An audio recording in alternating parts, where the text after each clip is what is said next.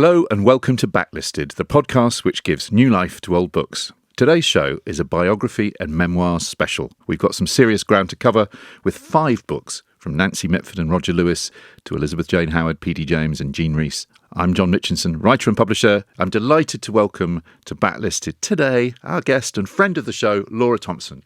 Fabulous to be here. Lovely to have you. Regular listeners will know, of course, that Laura is both a writer of biography and memoir.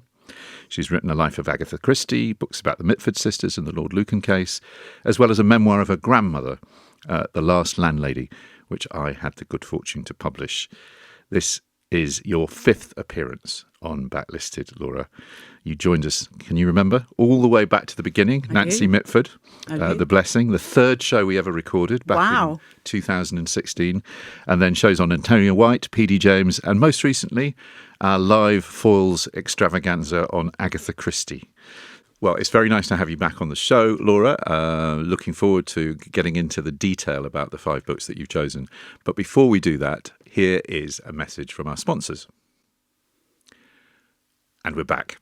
And before we start on the main course, as it were, it's probably a good time to mention that we'll be picking up the discussion that we're having today about the books that Laura's chosen in next week's Locklisted. Andy, Nikki and I'll choose some of our own favourite memoirs. So if you want to listen to that show, all you need to do is to go and subscribe to our Patreon, patreon.com/backlisted. And you'll find not only next week's discussion, but you'll also find 5 years of superior book chat. Plus, you'll get ad-free early versions of the main show. Now, to business. Mm-hmm. Where are we going to start? We're going to start with this, Nancy Mitford's 1956, Hamish Hamilton published. 54, sorry. Nancy Mitford on Madame de Pompadour. I'm going to ask you, of course, for each one of these, why you chose it. But, I mean, it's fairly obvious why you chose it, because it's bloody great. Oh, did you think? I did. Did you love it? I did love it. And, you know, I'm kind of not...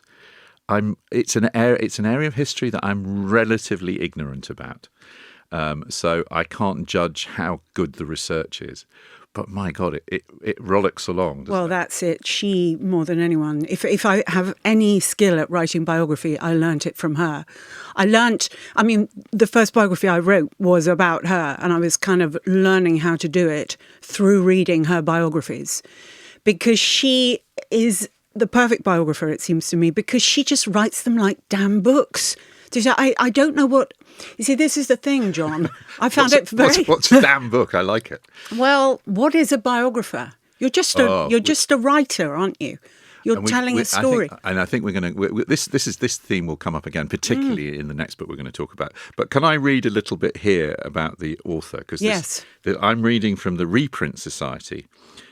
If you remember what they used to do in the 50s, when they had a book that had done particularly well, they would reprint them in hardback and at a much cheaper price. It says this edition published by the Reprint Society by arrangement with Hamish Hamilton, 1955. So I think by that stage it did get amazing reviews. But this is the about the author, which I just think is perfect. Nancy Mitford might never have written Madame de Pompadour had not a friend, unable to read French, asked if she could recommend a biography of her in English.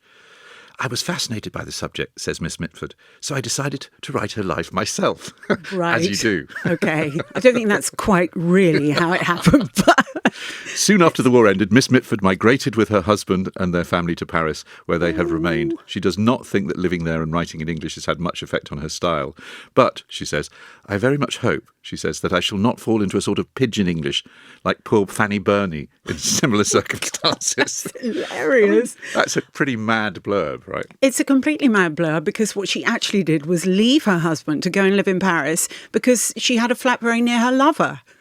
So it's all, So, that was the next thing I was going to ask you, is how much of this subject do you think was chosen because there was a kind of there were at least resonances, there were chimes at least with her own life at the time? I think she does. I mean, she's such an interesting writer, I think, and I think she's a very influential writer. I mean, I have no woman friends who don't adore her. Now, why is that? There must That's be good. something very substantial in there. And she's writing about a woman here as well. We should say who Madame de Pompadour for people like me who wasn't quite clear who she was. I'm sure you were. But Evelyn Waugh did say to her, don't write it as a novel, which was the original idea. Hamish Hamilton wanted it as a novel. He said, on no account a novel, write for the sort of reader who knows Louis XV furniture when she sees it but thinks Louis XV was the son of Louis XIV and had his head cut off. Okay, but in fact, of course, Louis XV is the grandson of Louis XIV and didn't have his head cut off. And Madame de Pompadour was his chief mistress. And he had a few. Yes, he was very libidinous. Yeah. But she... And isn't there? I mean, one of the things I had to keep rereading the book. There was sort of observation of the conjugal carry-on in the French court. There's this whole idea that the French court was. I mean, they were obsessed with passionately obsessed with the personality of their kings and queens. Yes, I think she's so good on things like that. I mean, A.J.P. Taylor and other historians were... No slouch himself in the historical narrative. Well, no, but he was very snooty about her and said, really? All she's done is take the Mitford family and put them at the court of Versailles. No, well, you see, I think that's very unkind and very wrong, because she does, of course, she invests these people with her own imagination, and she says, oh, they were all just like one. Well, they weren't really, but she kind of reconfigures Pompadour and Louis XV as herself and her boyfriend Gaston Palevsky, and sort of she does do that, but that's part of what gives it so much life, this incredible vivacity that makes you actually want to read the damn thing, which is not always the case with nonfiction, in my view. And she's got this incredible gift for cleaving to the heart of motive. Like when she says, oh, Louis XV loved the Duc de Choiseul because he didn't go droning on about things. And of course that if you're the wrong sort of reader, you think, oh, what a frivolous woman. But actually, he probably did like him for that reason. And somebody said to me, she's so clear and so incisive in her understanding of why people do things, almost like a very, very clever and perceptive child. He said, it's the only time I've ever understood the 7 Years' War is when she wrote about it. I mean, she is incredibly clear and good at telling the stories, and all the little side stories of the different mistresses and the as you say, the psychological motivations and the I mean, the thing that I hadn't really taken on board was just how odd the court of Versailles was. Yeah. And eccentric and I mean, not really. There wasn't anything comparable really happening in Britain. It made our royals sort of 18th century with just a lot of, as she says, a lot of dull Germans for the most part, and we didn't seem to mind. Well, I suppose we had Charles II, but he sort of trod a warier path, didn't he? As they probably should have done. But yes, she's absolutely brilliant on the life of Versailles. She's absolutely brilliant on why people do things. And she doesn't, I mean, Harold Nicholson said, it's not history. And it's untroubled by footnotes, isn't it? It's untroubled by sources. Glory be. And her friend Raymond Mortimer said, it reads like an enchantingly clever woman telling the story to me down the telephone. But I think let's hear a little bit of this, because it is, I have to say, all the books that you've chosen today are pleasurable in their own way. But there is something that is a bit like stuffing your face with extremely sugary sweets in this book. I mean, yes. The prose is a delight. It is, and the stories are just are completely winning. So let's hear a little bit. Okay, well, I mean, one could pick with any of these books. It's impossible to pick a bit. I've almost gone like that. So anyway. But this gets to the heart of why she's so clever about why people do things. While nearly every inhabitant of Versailles was passionately anxious to get, somehow, by hook or by crook, an invitation to Madame de Pompadour's theatre, the Marquise herself was longing for the presence of the one person who would not spring forward when she lifted her little finger, the Queen. The dowdy, sleepy queen, impervious to fashion and charm. So this is Louis XV's actual wife. Who was a Polish Yes. Polish royal. That's right. Yeah. She was very... With whom he consummated the marriage 7 times on the first night and was commended by everybody in the court for having performed so manfully. But that's typical of him, I would have said. But anyway, she was very polite to Madame de Pompadour, who continued to pay her court punctiliously, although it must have bored and tired her to do so. That's the sort of thing I love. The outward appearances were thus perfectly maintained, but the Marquise wanted more than that. She really seems to have wanted, in her affectionate bourgeois way, to be looked upon as one of the family. In the end, it must be said that she succeeded, but these were early days. And she started off by making a curious mistake. She saw that the Queen's happiness, interest and occupation was in her religion, and she thought a good way to approach her was by showing an interest in the life of the chapel.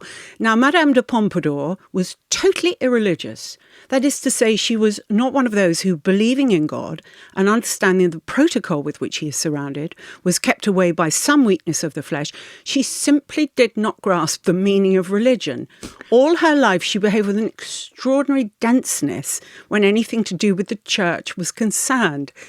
Now, that is just one randomly chosen bit, but it's this marvellous simplification that's also full of resonance that I think is typical of mature Nancy Mitford. This reads as easily and as astutely as Love in a Cold Climate. Yeah. It's this enormous sophistication that she has, this unshockable, we know, very Mitford and everything. I mean, she says things that nobody would get away with today, but always done with this smiling, almost benevolent, sort of cutting to the heart of things. That you know, when I wrote my biography of her, the best thing that anybody said to me was Peter Brook, the theatre director who directed a play that she translated. And he wrote to me, he said, she was light, but light as an absolute value, not light as the opposite of weighty. And that was incredibly useful, yeah. I wondered, I was going to ask you whether, for people who, obviously, as you say, she's become important to a lot of women writers. Whether this book in some strange way was a very early kind of exercise in feminist reclamation, that here's a woman that has had a reputation and has probably been ill-judged by history, whether Nancy herself, because of the identification, is kind of looking and saying, I could tell this story and make her seem a lot more independent, a lot more intelligent, a lot more, give her, as the young people might say, a lot more agency than the kind of the received wisdom, historical wisdom has given her in recent times. That's so clever. And she would never have seen it that way, because she always... That wasn't her. She was very anti-feminist. Yeah.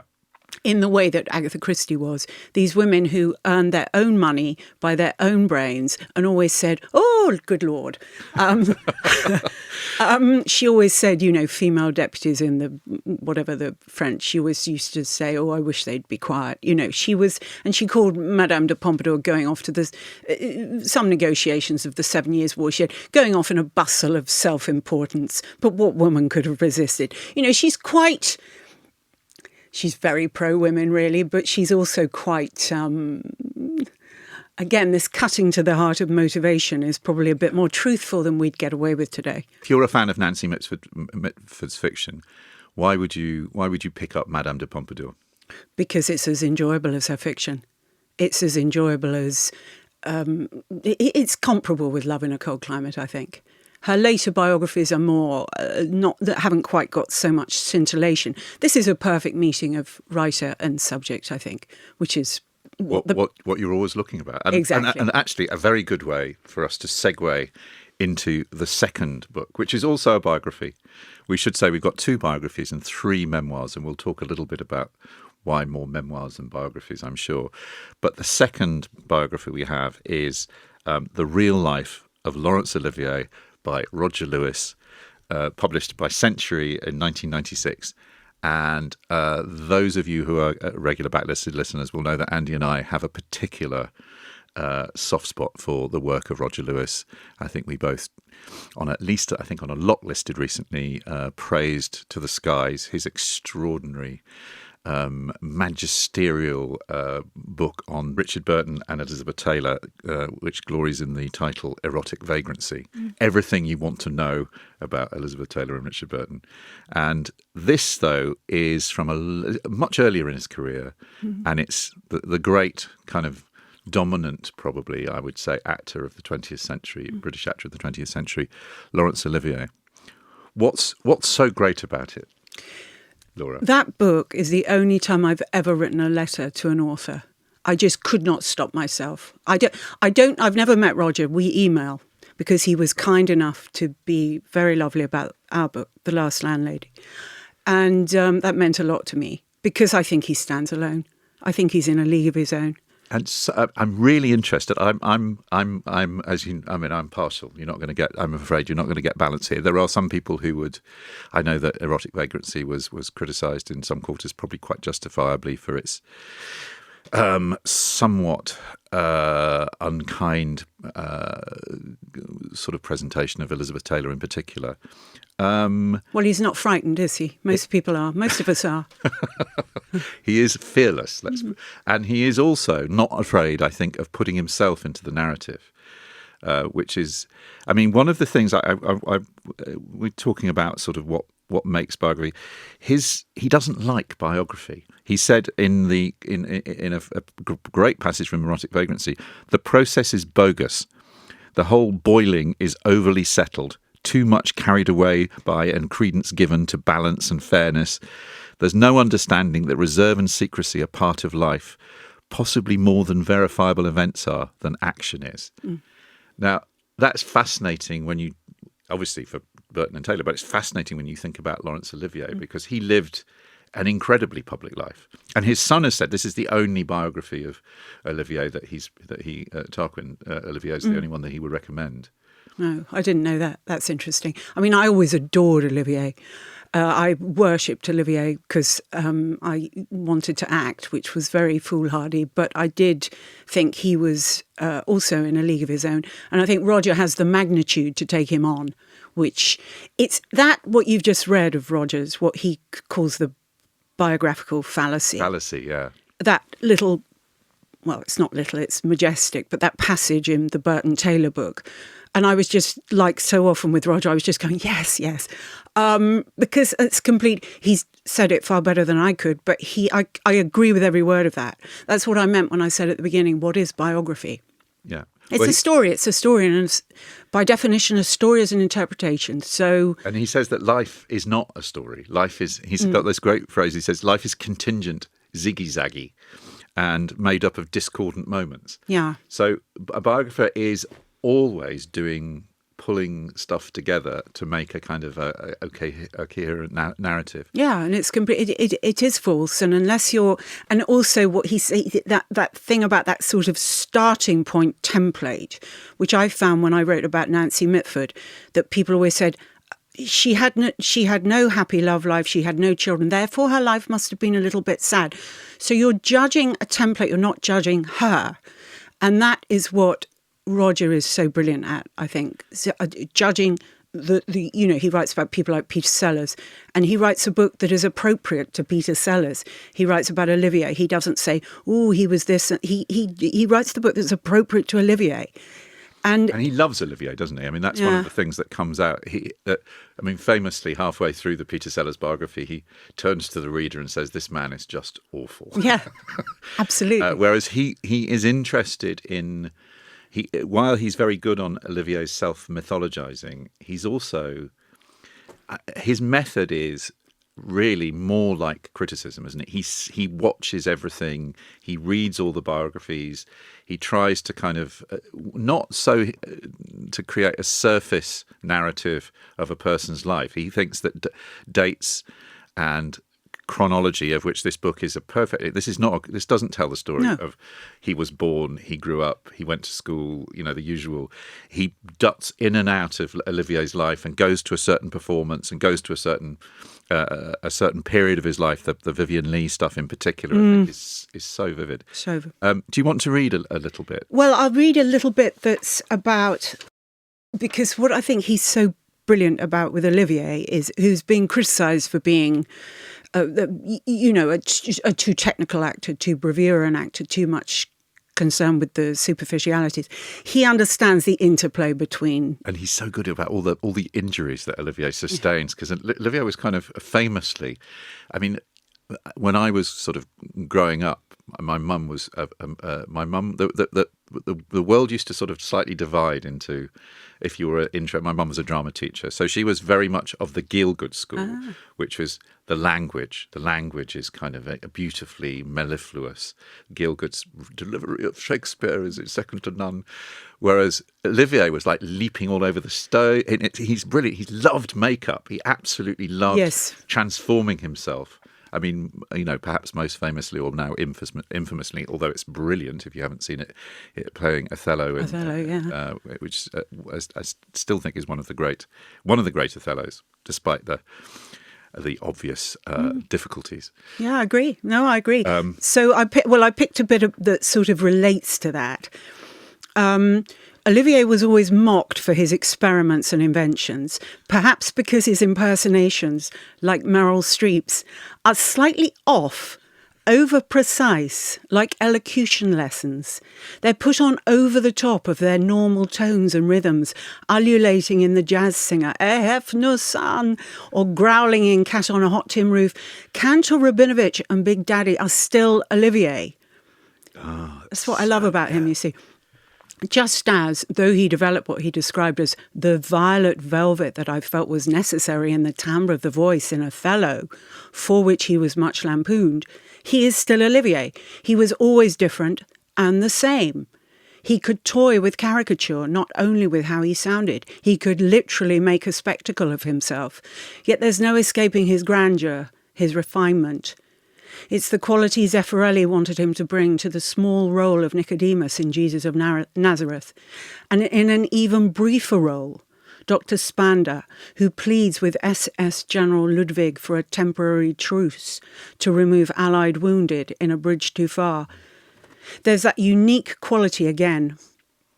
Olivier, and only Olivier, as the director Richard Attenborough knew, could convey by his countenance alone the sorrow and pity of war. Which is as well because his Dutch accent is out of the Muppet Show.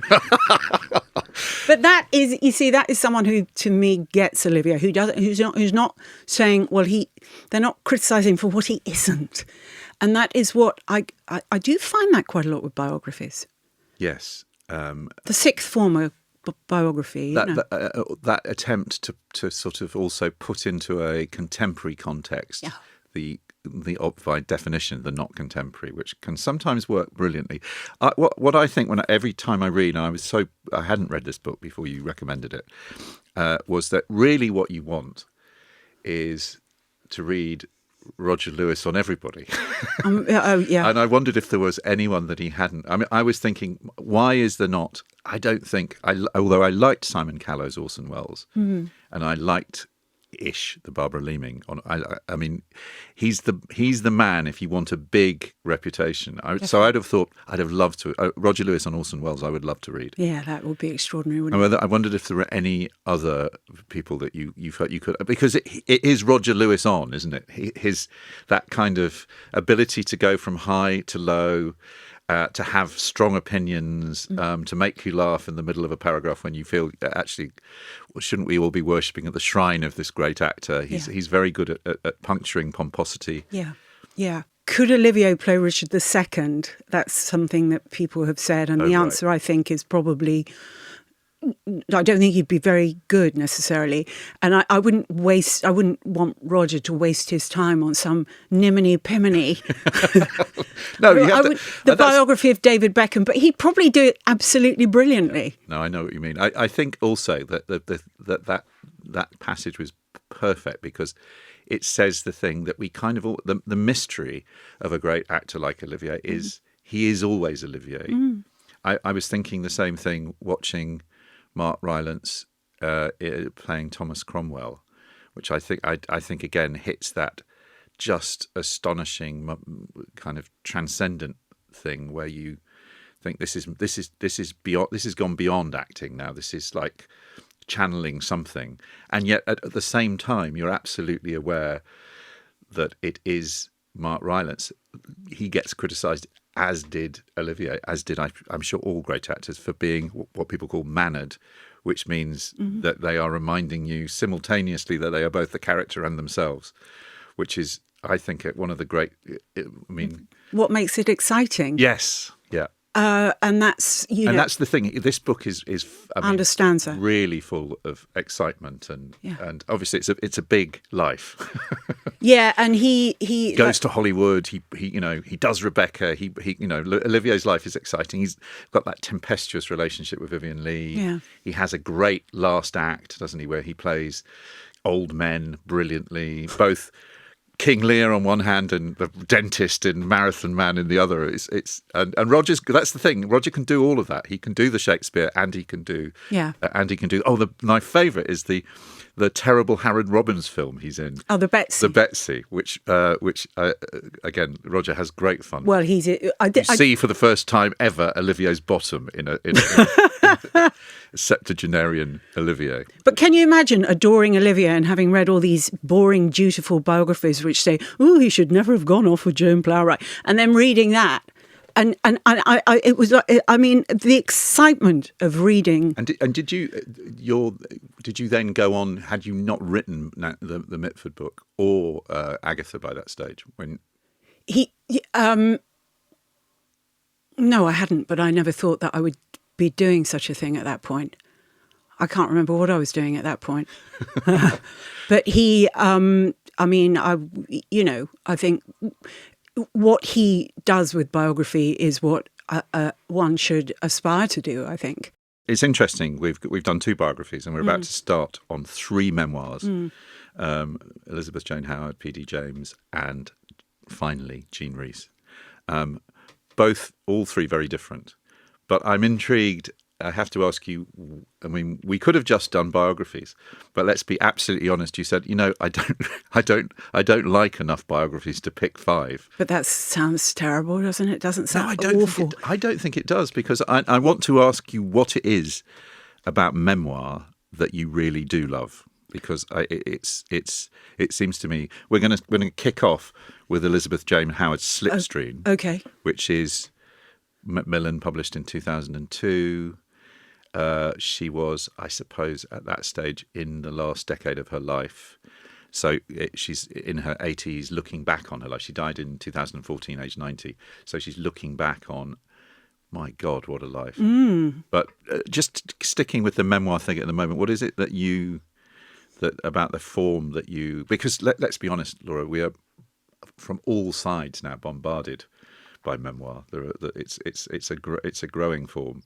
The thing is, and I have thought about this, and this is a really feeble answer. The truth is, John, I'm almost less interested in what people write about than how they do it. And she is such a wonderful, tremendous writer, and I love Martin Amis for thinking she's a great writer. I love him for that, and for being so generous. Yeah. We should explain. Let's do a little bit about her life and why this book is. I mean, it's remarkable because it's a long life that stretches across what we might call the bohemian sort of literary scene of the 20th century. It's Slipstream, which is Elizabeth Jane Howard's memoir, published when she was in her 70s, and it really covers the 80s. In her 80s, it really covers the whole of bohemian literary London from from before the Second World War right through to publishing as I remember. I remember her going to and having dinner with her in Bath. Did you? And sitting next to her and being incredibly impressed and how interested she was in everybody and how generous she was, but also how strangely still concerned about her status as a writer, Really? which is a kind of a theme through the book, isn't it? Yes. So do you want to give us a little potted history of Elizabeth Jane Howard, why she matters, who she married, Yeah. and who she slept with? Because that's, Yeah. let's be honest, candour is probably the key word with this biography. Well, that's memoir. yes. Well, that's what I love about her. And of course, if you know her novels very well, you will recognise almost everything in this book. You can see, the inspiration, the dovetailing of inspiration. She was born in 1923. She's posh. Yeah. She's posh. She's got that strange network of the posh within this book, isn't there? There's always friends and cousins and nephews. My niece called Minky. Yeah, my uncle, who was the governor of the Bank of England, and when she goes to an acting school during the war, I was there with Paul Schofield, and it's very, but that's all. I find all that very, very fascinating. The world that she portrays, growing up, a difficult family life, not an affectionate mother, a father who became too affectionate toward her. Yeah. All this is in the Casalettes. Yeah. And this is what is interesting, and this isn't being superficial. She was extraordinarily beautiful. And she doesn't seem to know how extraordinarily beautiful she is for quite a lot of the book. Well, I think you must, if everybody... I mean, the number of men who literally throw themselves at her, clasp her knees. Her therapist did this. Yes. And said, I want to marry you. I can't live without you. I'm in love with you. Yes. I was in love with you from the moment. And this happens to her a lot. She must have had, they said about Diana Mosley, she wasn't just beautiful, she had an aura of beauty. She does have this extraordinary... Hilary Mantel said that. She said that when she was much older, when she walked in, she was expecting somebody who would be small and intimate. And she said she walks in, she said she had this incredible presence. Yeah. She said incredible, large, tall, amazing, quite theatrical voice. She said if she'd started purring, you felt that the whole building would start to shake, which I thought...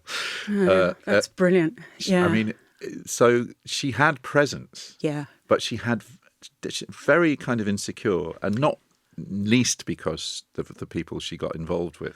Well, I think that dilemma of being a woman who is also a very, very fine writer, in my view, I think possibly it's an English thing. I think people don't know how to judge a woman like that. And I don't know how much better that has become, actually. I think the publishing industry, a lot of them wanted to sleep with her, but they also knew that she had value as a writer. And I think she started to validate herself almost by sleeping with lots and lots of people. I mean, that's very much like Cressida in After Julius, who is, as I now realise, what a self-portrait that was. But and she does sleep with, all the usual suspects. Cyril Connolly, did anyone not sleep with him? But Cyril, let's be honest, I mean, it is extraordinary. Cyril Connolly, she sleeps with Laurie Lee, famously, kind of Laurie Lee. That's a beautiful little kind of interlude where I think for the first time she discovers that sex can be about two people, not just her pleasing the man. Yeah. Arthur Kessler. Yes, he was foul, wasn't he? He was foul. Ken Tynan. Yeah, again, who didn't? But I think, but she's like an incredibly high-level girl for hire, in a way. Because she's got this vulnerability. What you feel all the time is this disconnect between that and her extraordinary talent, and the resentment of that talent, and the desire almost to put her down because she had that talent. And I find all that really very interesting. And I know a lot of people read that book and said, "Oh God, wasn't it awful for women in the 50s?" I don't know how much has changed in that respect. I don't mean to be a downer, but. Yeah, I know. I mean, she couldn't be placed, Well, I think that Hilary Mantel said that very clearly. Said, that she was. Why isn't?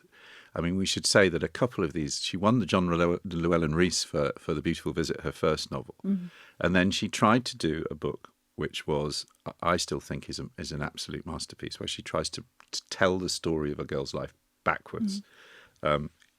in The Long The View. Long View, yeah. It is a masterpiece. We did a whole backlisted on Something in Disguise, which is another brilliant book. And then, obviously, the late book that she wrote about the con man. Oh, yeah, Falling. Yeah. Which is a novel, but based absolutely, as you discover from Slipstream.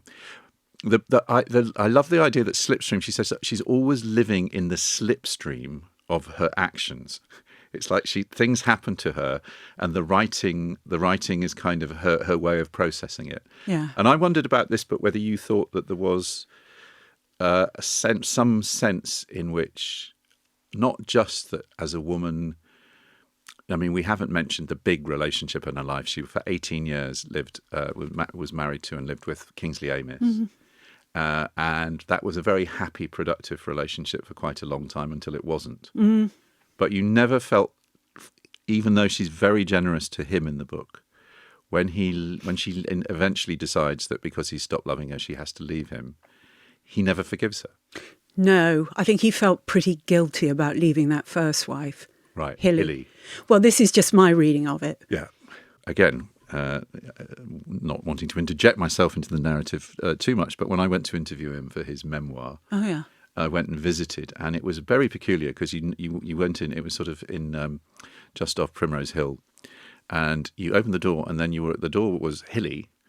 And she lived downstairs, and she sent you upstairs to go and see Kingsley. And Kingsley was just sort of there chuckling away to himself, bottle typewriter, doing his. There's a great scene in the book where they're moving house, and everything moves. All the furniture's moved except for him sitting there at the desk. They literally have to move his desk before he'll. So not a man who helped about the house, Kingsley Amis, but he re-established a strange menage with Hilly, his first wife, and completely cut Elizabeth Jane Howard off. Yeah. In a way that obviously was deeply painful to her.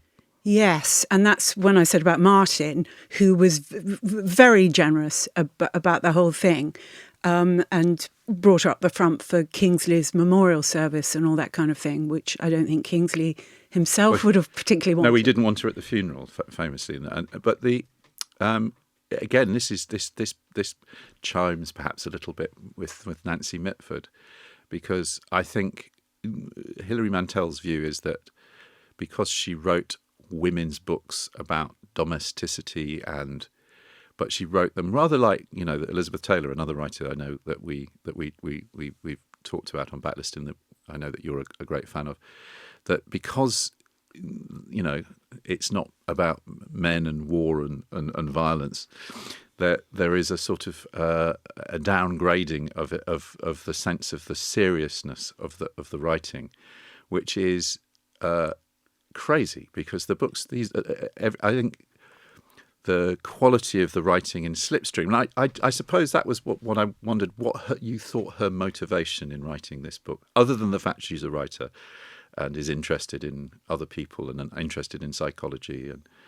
Is very positive about therapy in this book. Yeah, I do lose it a bit with all that, I have to. She's quite. But it's all right. We've got Phyllis James coming up next. Yeah, we have no time for that. That's yes. I mean, it meanders off a bit toward the end, I think. Yeah. Well, she becomes happy. Yeah. She reestablishes a relationship with her daughter, and she has grandchildren, and she moves out to Suffolk, and she's got a bit more money. That's another really interesting thing, though. The female writer who gives up a child in order to, Muriel Spark, Doris Lessing, Elizabeth Jane Howard. I think she is I've always adored her. I read After Julius when I was about 13. I've always thought she was a supreme stylist. And this aura that she had personally, I think, sort of shrouds her writing. She writes not quite like anyone. This tremendous sensuous quality that she's got, and why did she want to write? I don't know why people want to be so honest about themselves, because I should think it must be very, very painful. Yeah, well, you do feel it comes at a slight cost, and the introspection in this book is always. I mean, the anxiety about status, as I say, comes up again and again. Do you want to read a little bit? Well, yeah. This isn't so much an example of her. Oh no, I've got the book here. Of her brilliant writing. It's more an example of this extraordinary life that she had. On a Sunday morning in midwinter, I think she's probably in her 30s at this time, living in London and divorced from Peter Scott, who was her first husband. Peter Scott, the son of Robert Falcon Scott. Yeah, and the guy who set up Slimbridge. Yeah. Who comes out as a sort of pleasant but slightly dull man who was in kind of, his mother was the centre of his life. Mummy, wow. Yeah, Kay, as she's known. Wow. Okay. On a Sunday morning in midwinter, the telephone rang. It was Romain Gary, a French novelist with whom I'd once dined with Arthur Koestler.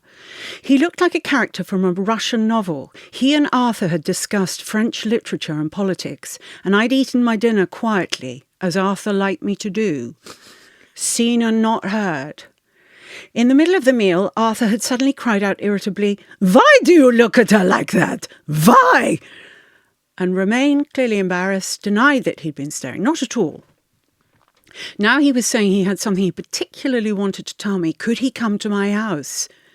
Half an hour later he arrived. I took him into my sitting room and sat down, assuming that he would too. But he stood, leaning against the mantelpiece, looking down at me. Then, in a matter-of-fact manner, he said he'd been madly in love with me since the first moment he saw me. He'd not approached me earlier because he'd known that the affair with Arthur had caused me much unhappiness, but he'd been told I was over it now. You may not know, but I'm to be posted by the Quai d'Orsay to Los Angeles, and I desire you to come with me. Don't worry, the Quai d'Orsay would much prefer me to have a mistress. And they're prepared to ship your furniture and anything else you would like. I think you'd be very happy with me and we would have a good life together. Now, let us not speak of this anymore for the present. Let us have lunch. I mean, this is what her life was like. Yeah,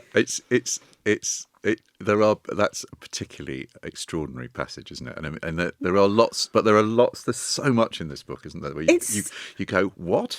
The quality of her observation is so acute and high level that, the whole thing it's utterly gripping, utterly beautiful. There's another thing that Hilary Mantel said. She said she never forgot in her fiction what it was like to be a young girl, and she carried an ingenue spirit inside a wise and experienced body. And I think there is something of that in this book, isn't there? That she seems more baffled by herself than she is by any of her characters. Yes, I think that's right. I love how Hilary Mantel writes about her. Oh, she was again, but also she said, I love her because of her craft. She's a supreme craftswoman. She's incredibly perceptive. As you say, Martin said he thought she was a great novelist and deserved to be ranked alongside Iris Murdoch. Well, I agree. Which I think is probably about right. So now we're going to go and break now for another message from our sponsors. Right. Our second memoir in this biography and memoir special is Time to be in Earnest by P.D. James, which is, let's say, a very different book from the last one we've been discussing. Yes. Both in form and in style and in conception. Do you want to explain what it is? Because it's sort of a diary. Well, it is a diary, isn't it? It is a diary. It's very, very filious, isn't it? Well, dear, I'm going to tell you this much and no more, and I'm going to be in control. And yet I do think she reveals an enormous amount in this book, actually. But she didn't want a biography done, and there hasn't been one done, has there?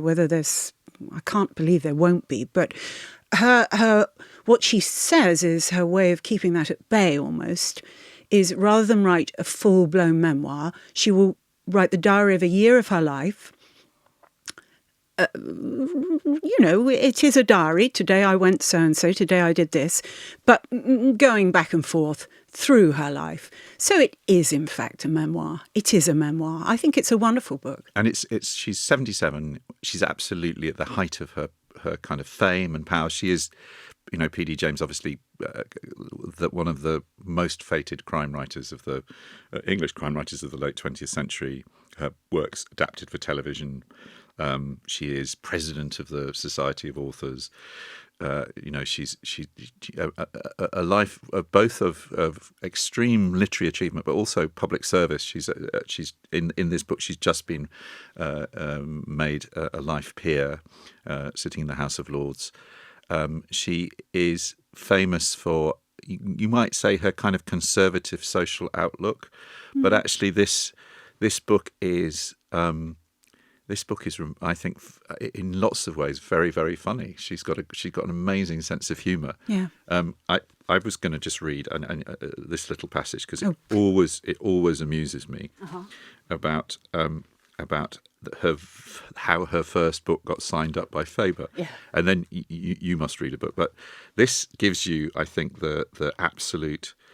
And I was very lucky to meet her on several occasions, and she was always incredibly professional, warm, very warm, and she always, she was very good at doing. If people asked her to do things, the modern detective novel with a fiction, all that kind of stuff, she'd do it, and she'd always do it brilliantly. Yeah.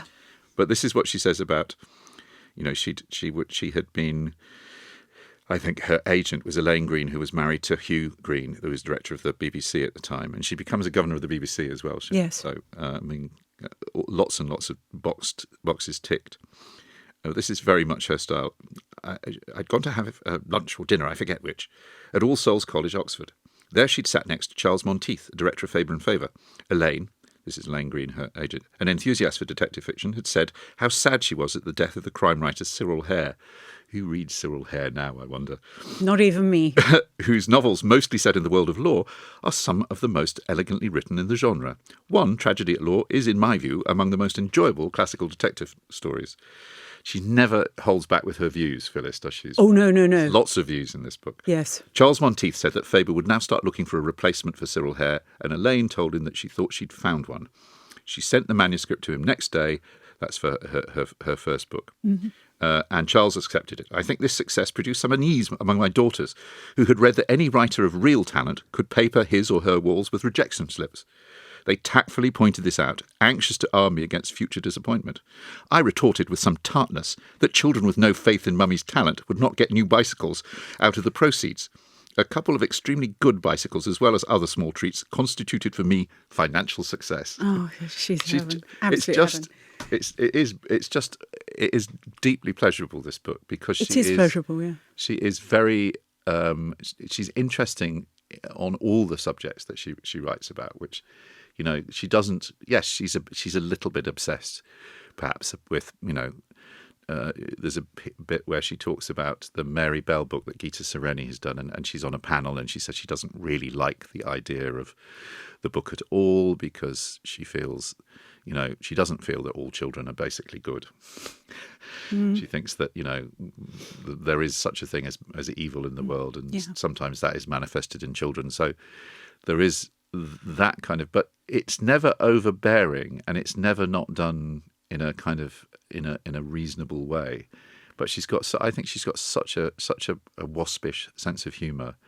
And although it's only a year, as you say, she manages to use that year to spin out, to tell the whole story of her life. And I wondered, I was going to ask you, who do you think, who would enjoy this book? Well, I think she might have gone a bit out of fashion, has she? Am I wrong about that? But maybe. She's not writing, obviously, new books, which is not her fault. Being dead, but that quality you talk about with her, there is something not modern about her. She's very crisp and precise in her judgments. She is, and I'm thinking about a book of hers which I really admire, Innocent Blood, which is about a girl who's born to two murderers and is adopted and finds out that she was born to two murderers, and I've read contemporary reviews of that really excoriate P.D. James for not being sufficiently, she's taking some attitudes that don't chime with contemporary orthodoxies. So I don't know if there is a kind of conservatism about this book that I think might put some people off.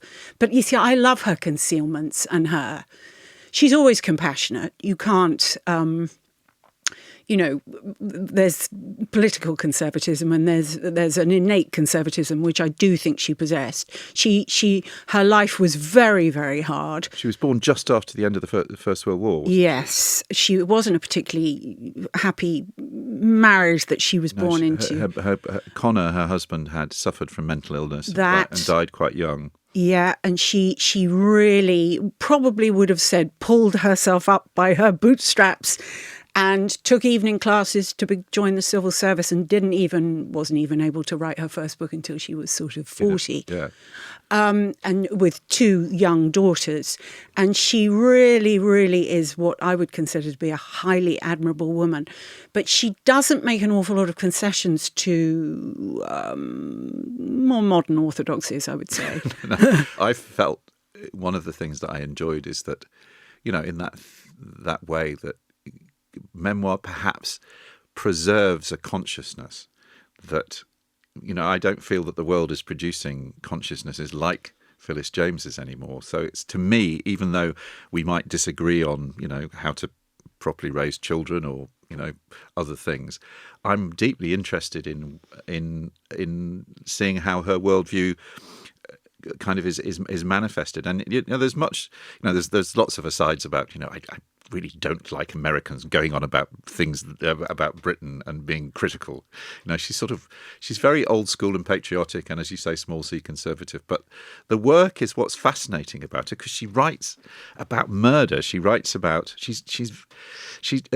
one of the paradoxes. She says, I completely think that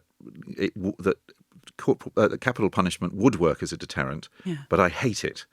And she hates it for rather strange, visceral reasons, that she just thinks hanging is a really brutal way to kill anyone. Yeah. I also find very interesting about her that she never had any feeling that, although she wanted desperately to be a novelist, she always wanted to be a crime fiction novelist. Yes, she never had any thought that genre writing, or that the necessary sort of limitations of that genre, she regards those as a positive. And that seems to me quite interesting about her personality, that facades and concealments and parameters are they're sort of key to how she functions, and they're key to this book. There's so much that is concealed. I met her to talk to her about Agatha Christie when I wrote my biography. And I don't think she really admires Agatha Christie, but she was so civil and lovely that she sort of heard me out, as it were. And she said, yes, you are always aware that there's more there than is apparent. With Agatha. And that is also true of her, even though she's a far more full-blooded writer and, a far more descriptive writer, and she deals in landscapes, and she's very, very interesting in this book about how she, like the original conception of devices and desires, things like that. I think it's actually a very honest and... Yes, you feel she's only revealing what she wants to reveal, but inevitably that's a bit more than you think, I think. Well, do you want to read a little? Yes, because this is sort of typifies this. You see, I find this passage very moving. So she's talking about her husband, Connor Bantry White, who did have mental illness, very serious. So this is the 1st of April, 1998.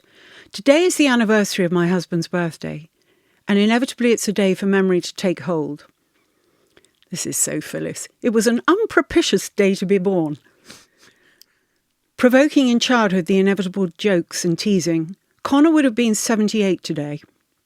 And I'm trying to picture him, like me, stiffer in his walk, his strong fair hair now a thatch of grey. I know that he was glad to die, and I never mourned him in the sense of wishing that it had not happened. I still miss him daily, which means that no day goes by when he doesn't enter into my mind. For much of his last years he was in and out of psychiatric hospitals, chiefly Goodmayes in Essex. It was, indeed still is, one of those impressive and forbidding Victorian edifices which, during my childhood, were called asylums. The word is beautiful, as is its meaning. But it was spoken then always with that mixture of fear and shame associated with the word workhouse. These large communities for the care of the mentally ill have, of course, been largely superseded by community care, which could be described more accurately as the absence of care in a community still largely resentful or frightened of mental illness. Connor was never unhappy in Goodmayes, but then, as he said, education at a minor public school and subsequent army service prepared one for anything. For him, and for very many, particularly those who could not possibly have survived outside, it was indeed an asylum. You see, there's so much compassion in that, and yet, that's what I mean by modern orthodoxy.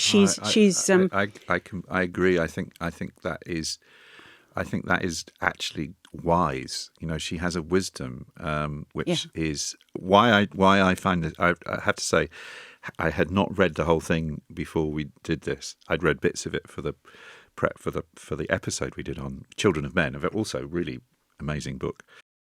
With that, we're going to leave Phyllis Jones behind. But a book, I think, for anybody who's interested. I mean, if you're interested in her fiction, for sure, but also I think if you're just interested in, as I say, a way of looking at the world, which, as you have said, is maybe not modish, but has huge amounts of integrity and interest. And so the final book we're going to discuss today is Smile Please by Jean Rhys, which is a unfinished autobiography. Do you want to explain a little bit about the background of when this book came out, and a little bit perhaps?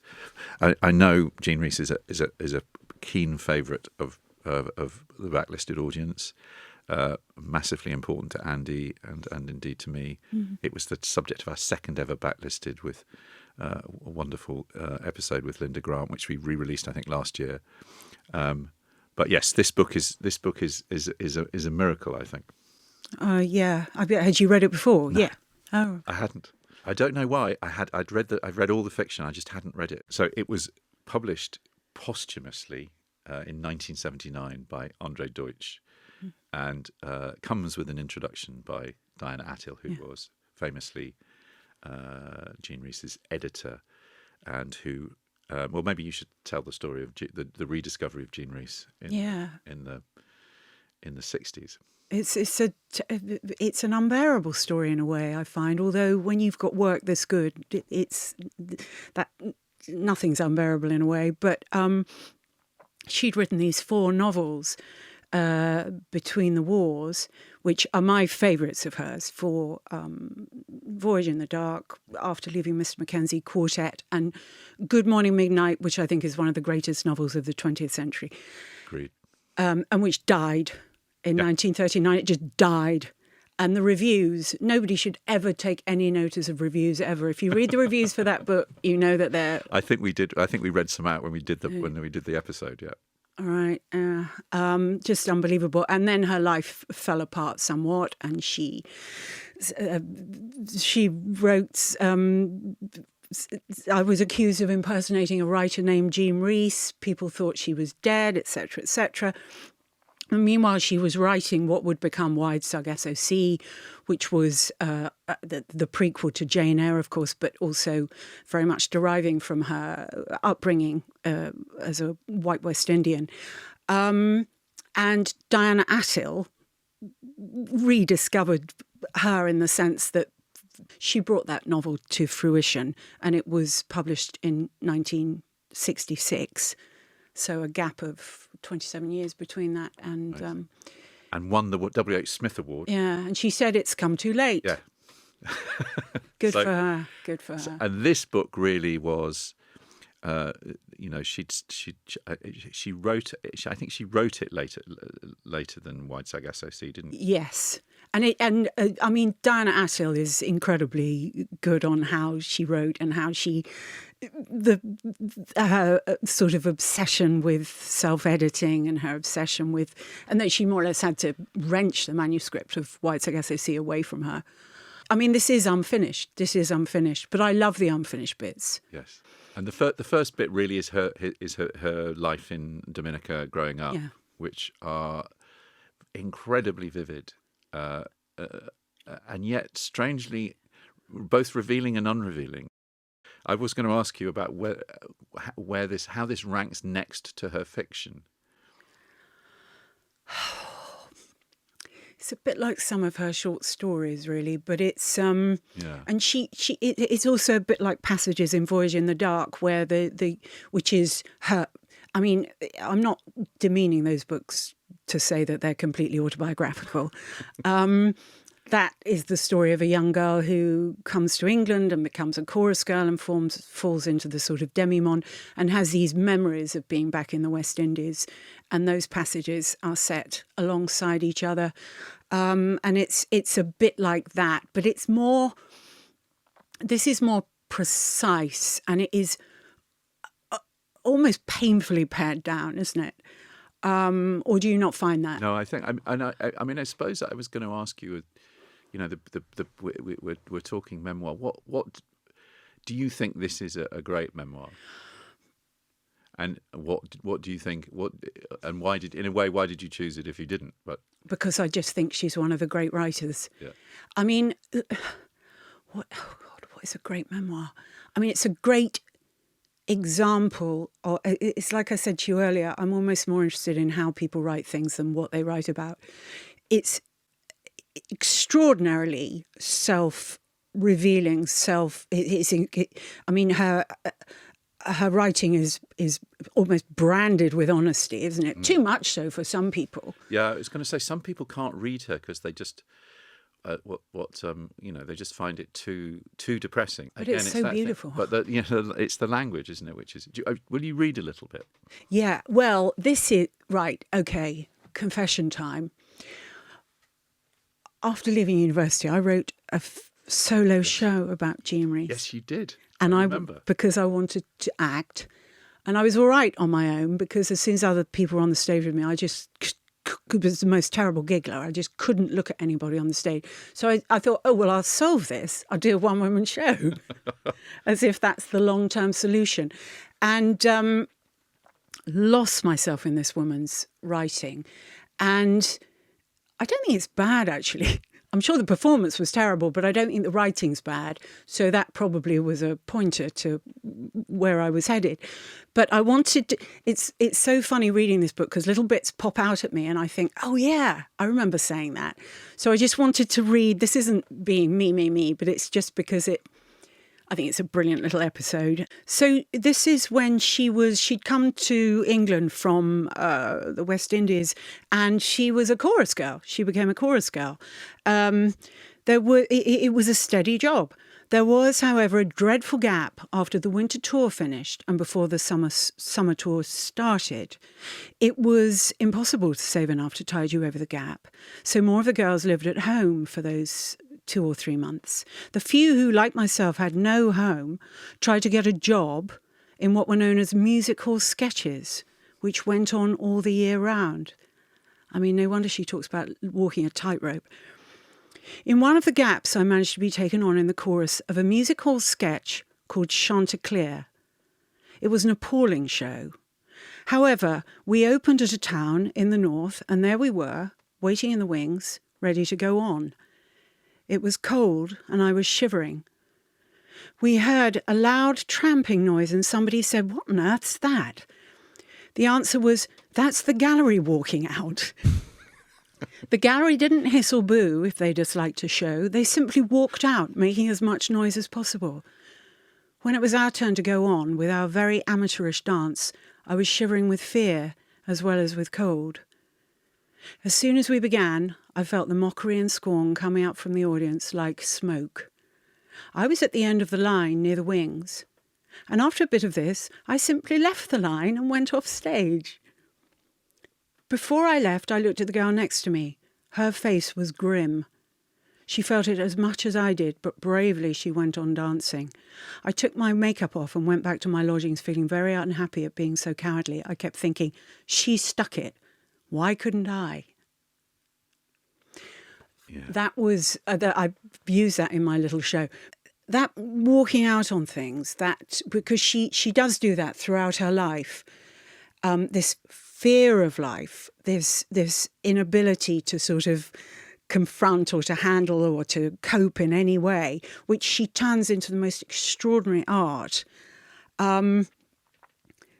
Is that depressing? No, She is. I think you're touching something really important there, because I think we might say that Phyllis James's consciousness is not one that's being, but so many. Jean Rhys's reputation grows and grows and grows, and I think when you read her work, what always strikes me is it could have been written yesterday. The conscious, she has some ability. She's figured out something about what it's like to be a sort of slightly alienated modern person that captures it in the language so perfectly that it's if you want to understand what it feels like to be young, female, vulnerable, but also in a strange kind of way, a perfectionist. Mm-hmm. Yes. So I just wanted to read one tiny little line, because it just strikes me as being the kind of key to this, to her and to this book in a way. Yeah, that brilliant. Which is the little bit from the diary at the end of the book.